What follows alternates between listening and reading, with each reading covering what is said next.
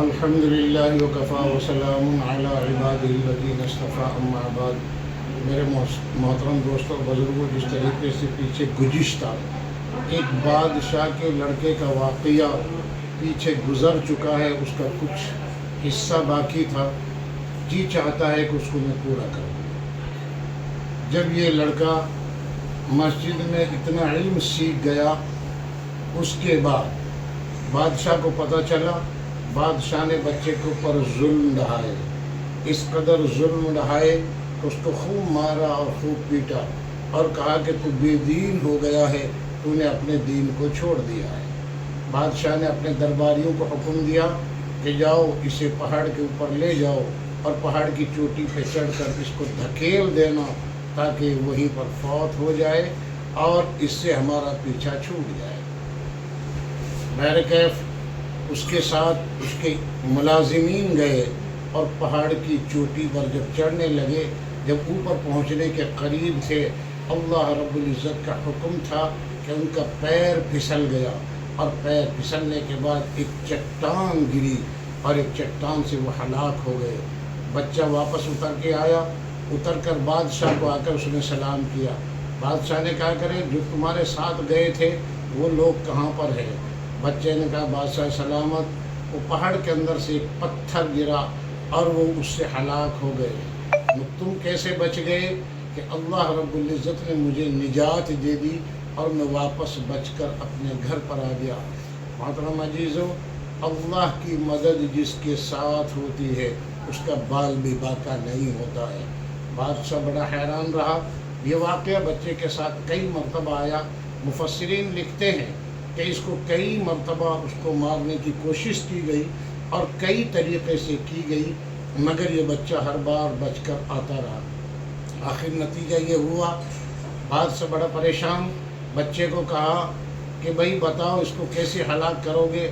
وہ پنچایت جس طریقے سے ہوا کرتی ہے اس طریقے سے پورے اپنے ایلچیوں کو، دربانیوں کو، سب کو جمع کیا۔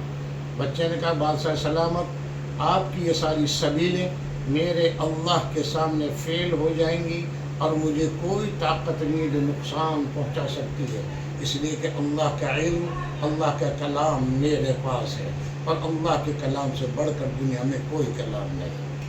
بادشاہ نے کہا تو پھر تم ہی وہ ترکیب بتاؤ کہ جس سے تمہیں ہم ہلاک کر سکیں۔ بچے نے کہا بادشاہ سلامت، ایک منادی لگاؤ، آواز لگواؤ اور اپنی پوری رعایا کو ایک میدان کے اندر جمع کرو اور میدان کے اندر جمع کر مجھے سولی پر لٹکاؤ، اور جب سولی پر میں لٹک جاؤں تو آپ جب تیر چلائیں تو یہ کہہ کر کے چلائیں میں اس رب کے نام سے میں تیر چلاتا ہوں اس بچے کو شہید کرنے کے لیے۔ بس کیا تھا کہ ایک مجموعہ تھا، ایک ہجوم تھا، ایک بہت بڑی جگہ کے اندر لوگ تھے جو تماشا دیکھ رہے تھے۔ جب بادشاہ سلامت نے تیر چلایا اور جب یہ کہا کہ میں اس کے رب کی وجہ سے تیر چلاتا ہوں، یعنی بچے کے رب کی وجہ سے، یعنی اللہ تعالیٰ کی وجہ سے میں چلا رہا ہوں اس بچے کو شہید کرنے کے لیے، جتنا مجموعہ تھا دیکھتے ہی یکایک پورا کا پورا مجموعہ ایمان میں تبدیل ہو گیا اور سارے کے سارے ایمان لے آئے۔ بادشاہ بڑا پریشان کہ جب تو تھوڑے سے آدمی تھے جو اس کو فالوور تھے، جو اس کو ماننے والے تھے، آج اتنا بڑا مجموعہ جو ایمان کے اندر داخل ہو گیا میری رعایا کے اندر سے۔ اس بچے کے واقعہ سے محترم عزیزو بہت ساری باتیں نکلتی ہیں۔ اگر یہ واقعہ میں تفصیل اگر سناؤں تو اس کے لیے بہت ایک لمبا کافی وقت درکار ہے۔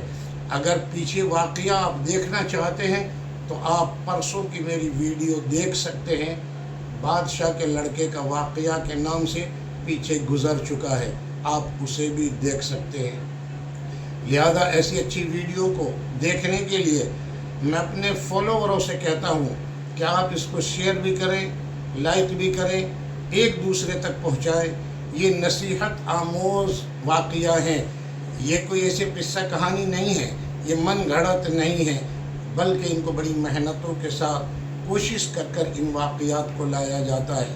لہذا گھر کے اندر آپ اس کو سنائیں گے تو انشاءاللہ الرحمن گھر والوں پر ایک بہت بڑا اثر پڑے گا، اور وہ ایک دین کے اوپر چلنا ان کے لیے آسان ہو جائے گا کہ اللہ رب العزت جس کو عزت دیتے ہیں اس کو کوئی ذلیل نہیں کر سکتا، اللہ جس کو بچانا چاہے اس کو کوئی مار نہیں سکتا، اور اللہ جس کو مارنے پر آ جائے اس کو کوئی بچا نہیں سکتا۔ یہی میری آپ سے التجا ہے کہ آپ اس کو جو ہے شیئر بھی کریں، لائک بھی کریں، ایک دوسرے تک پہنچائیں۔ اللہ مجھے آپ کو، تمام امت مسلمہ کو عمل کی توفیق نصیب فرمائے۔ وآخر دعوانا ان الحمد للہ رب العالمین۔